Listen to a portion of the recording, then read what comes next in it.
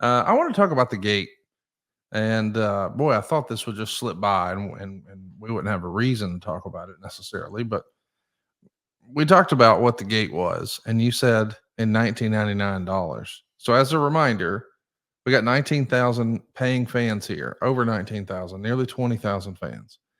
And we did $594,000 in change at the gate. Now, if you go to usinflationcalculator.com and you type in $1999, 594,000 bucks, and now what would that represent in 2024? It's $1.1 million. And I bring this up because not that long ago, just in advance of the Forbidden Door pay-per-view, Tony Khan sat down with Dave Meltzer and Brian Alvarez, and they were talking about where AEW was and the state of the business and things like that. And they were congratulating Tony on $1 million house. And Tony, a little tongue-in-cheek, I'm sure, couldn't help himself, and said something along the lines of, "Hey, Eric Bischoff never had $1 million house, did he?" And of course, when you're adjusting for inflation, we're actually watching a Monday Nitro, not a pay-per-view, not a premium live event, not even the biggest Nitro in history. One where we're all admitting, hey, it's on the downhill slope here. But in $2024, it's a $1.1 million house for a free television show, Eric. Did you hear Tony Khan say that? And what were your thoughts? I did, and I've gotten so used to Tony Khan saying stupid shit because he's not the brightest bulb in the Christmas tree. He's just not. He may be really smart when it comes to data analytics, although I'm even beginning to question that because he's clearly not analyzing his own data. And I'm sure there's many things that Tony Khan is intelligent about, but not when it comes to the wrestling business, and certainly not when it comes to WCW. He only knows what he read online or what Dave Meltzer told him. If you want to make a comparison, let's look at what is tonight's Wednesday. I haven't looked at the data. I'll go to WrestleTix and check it out afterwards, but I'm guessing for tonight's Dynamite, because we are recording on a Wednesday, Tony Khan will be lucky to put 4,000 people in an arena for his show. He's got 4,087 tickets out. There you go. How's that? 3,501. There's 414 tickets available right now. So he's hoping for 4,500 in the Scotiabank Saddle Dome in Calgary. Unbelievable. So when Tony Khan makes comparisons and tries to compare AEW and Tony Khan's approach to the business to WCW, I just laugh when we're talking about 96, 97, even 95, 96, 97, 98. And yes, even in 1999 with wheels falling off and flying down the highway and sparks flying and everything else, Tony Khan and AEW aren't even close to where WCW was when WCW was on its way to the bottom.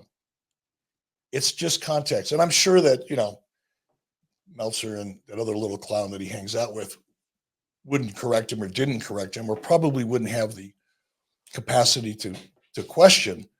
But I just find it funny. I mean, Tony's become laughable to me. He's just a laughable little clown. Just having fun, man. Have fun, Tony. Spend your daddy's money. Have all kinds of fun. Make people rich. That's cool. But don't legitimately try to compare what you're doing to even WCW at one of its lowest points. I don't like all that spend your daddy's money stuff. Like that feels. Is it true? Well, I don't like it either. But is it true? Feels like a low blow. Doesn't feel. It's all I ask. Is it true? If it's true, it's not a low blow. It's just pointing out a fact. Well, the fact is, we're seeing a pretty good match here with Chavo Guerrero and Juventud Guerrera. It was written at the time that, here's exactly what Dave wrote. Some within the company tried to blame the crowd, the smallest WCW has drawn in that building, which was set up for 44,368 seats, on it being a holiday weekend. But it's clearly a good sign at this stage of the game for a company that is failing fast in popularity, epitomized greatly on this show. The key item on the show, at least as far as the anchor position on the show, was Megadeth singing a song they recorded for the soon-to-be-released Universal Soldier 2 movie, which Goldberg is the co-star in, followed by the WCW title match with Kevin Nash and Sid Vicious. But from a crowd reaction standpoint, it was the return of Goldberg and Bret Hart that popped the biggest reactions, with Goldberg's return being unannounced and creating so much enthusiasm that it literally killed the main event and post-match angle. The irony about the Goldberg return was that WCW debuted a new pizza commercial with Goldberg and Ming that ran all over the television show before his return. So let's talk about, where we are here. It's July 5th. So it is the day after a holiday. And there's probably a lot of people who were traveling, going to the beaches, spending time on the lakes, things like that. Now they're going to have to go to work the next day. And then they're going to rush over to the arena. That sounds like a tall order, but 25,000 fans did that. Do you remember being disappointed since you had, done 40 something thousand the year before?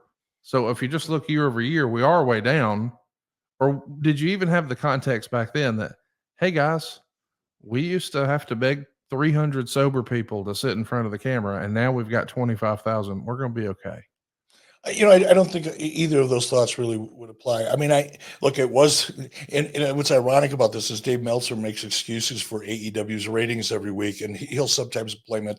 I haven't heard him blame it on the direction of the wind or maybe a weather pattern, but every other excuse known to mankind, Dave is somehow able to come up with an excuse for AEW's dismal ratings, which they are. No, I didn't think of it that way. Look, it's number one, creative had suffered. We talked about that. Admittedly, creative wasn't as good at this point in 99 as it was in 1998. But acknowledging that and setting it aside, that was Goldberg and Hogan. That was the match that everybody criticized me for and WCW for because it should have been a pay-per-view. So the fact that we went from 40,000 down to 20,000 didn't surprise me, given the circumstances. And I didn't look at it as like, oh my God, we only drew half as many people as we did the year before. Because the year before we were advertising a pay-per-view quality match for free. We gave them pay-per-view for free. And the energy and the focus and just the enthusiasm for Hogan and Goldberg, especially for the Goldberg portion of it, was off the charts. So no, I didn't look at it as a hit. I didn't, oh my God, we're half the audio. Oh, this is horrible. I didn't make excuses for the 4th of July.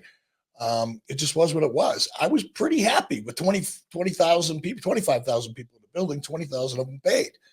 I don't know how anybody could look at that any other way, other than a moderate, if not pretty decent success story for a Monday night for free TV.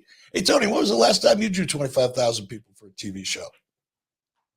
You'd have to do a month's worth of TV and add it all up.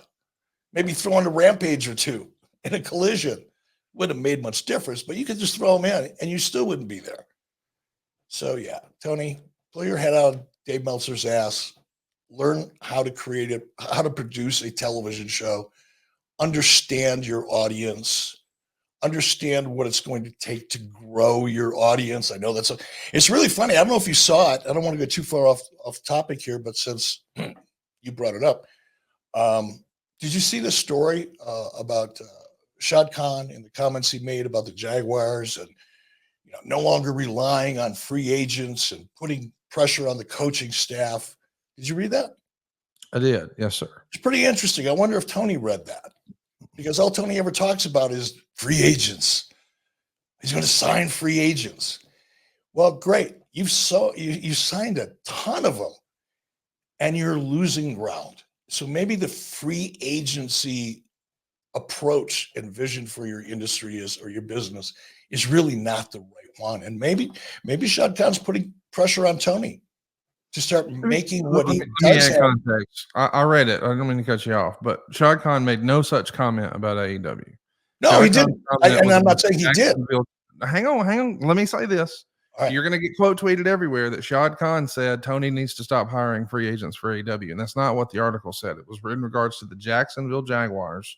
So I just want to add that context. Everything you're saying is accurate. That is exactly what Shad said. But we just quickly shifted gears out of the Jaguars conversation where you and I knew that. But people at home may assume that there was some sort of article about Tony signing free agents for wrestling. That's not the case. You're just comparing the analogy of hey, the Shad said we have to develop players. The coaching staff has to develop players. We can't rely on free agency. It's not a successful business model long term. That's not what we want for the direction of the success of this football organization. I think you're arguing, hey, Tony, create some stars.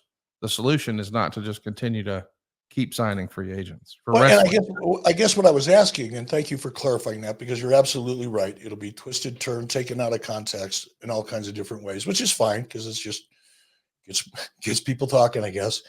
But my question really was, I wonder if Tony Khan read that story and can somehow make the leap between the messaging about the Jacksonville Jaguars and Shad's comments about not depending on free agents. And I wonder if Tony is thinking perhaps in the back of his mind, maybe that would work for AEW. Maybe me focusing on free agents, which is all he's done since he's opened the doors basically and hired half of the WWE roster that was let go or otherwise leaving the company.